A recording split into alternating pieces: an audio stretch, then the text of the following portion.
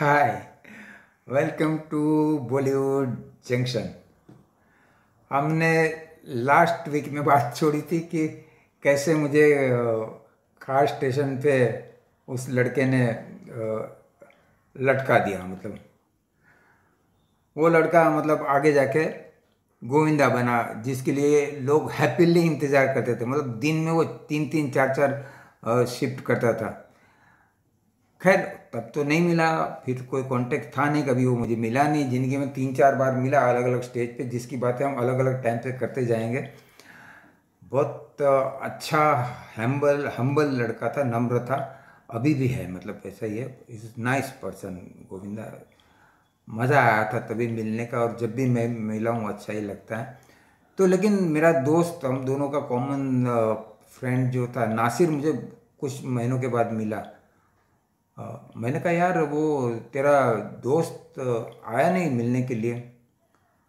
तो उसने कहा कि सॉरी शशि, ऐसा हुआ ना कि उसके पास पैसे नहीं थे, तो शायद इसलिए नहीं आया होगा। लेकिन एक गुड न्यूज़ है। मैंने कहा क्या हुआ? मैंने कहा उसका कुछ हुआ क्या?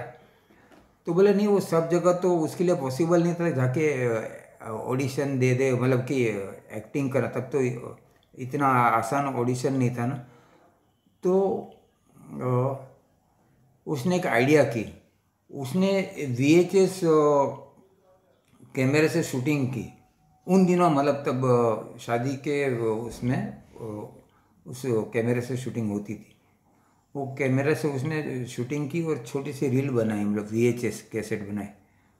और उसका प्लस पॉइंट था, गोविंद चीची जो गोविंदा बना, प्लस पॉइंट था उसका डांस।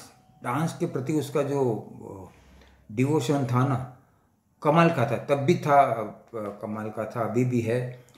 और उसकी एक्शन एक्शन की उसने ट्रेनिंग ली थी। और एक्टिंग के लिए ड्रामा की लाइन है। मैं ये नहीं कह रहा हूँ कि मेरे ड्रामा की लाइन की वजह से उसका करियर बना, नो, ऐसा नहीं कह रहा हूँ। मैं ये कह रहा हूँ कि उसकी जो प्लस चीज़ थी उसकी वजह से वो बना।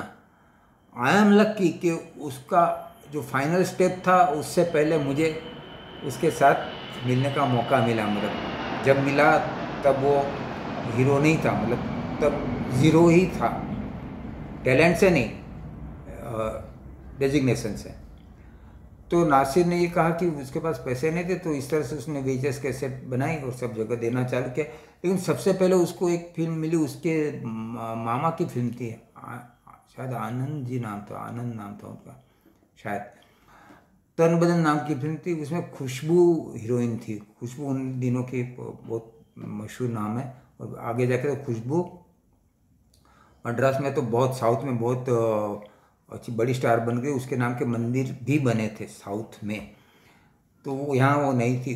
उन दोनों की शूटिंग थी और उस पर वो हीरो एज ए हीरो रखा गया।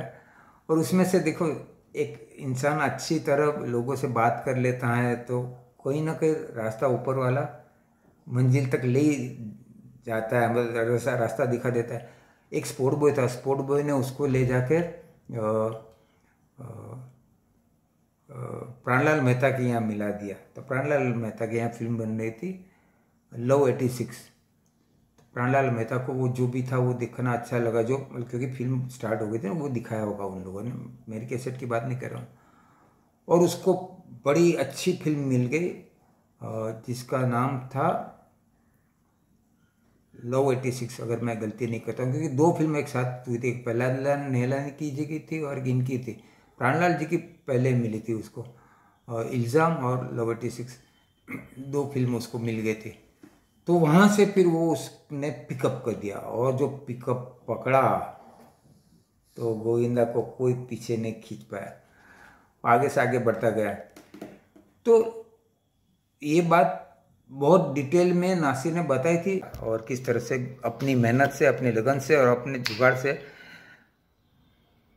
किस तरह से गोविंदा बना, गोविंदा बना, चीची बना।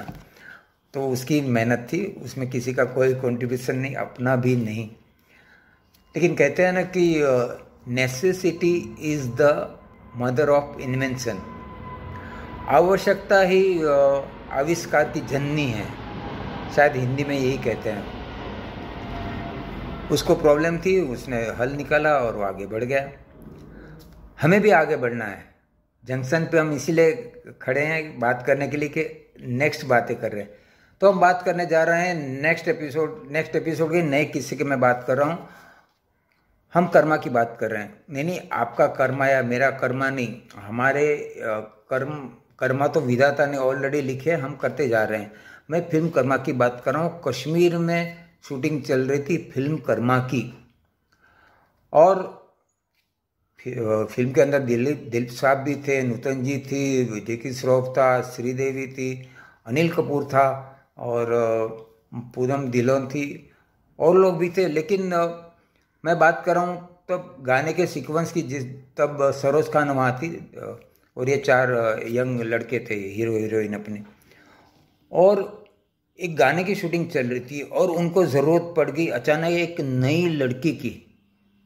तो नई लड़की कहाँ से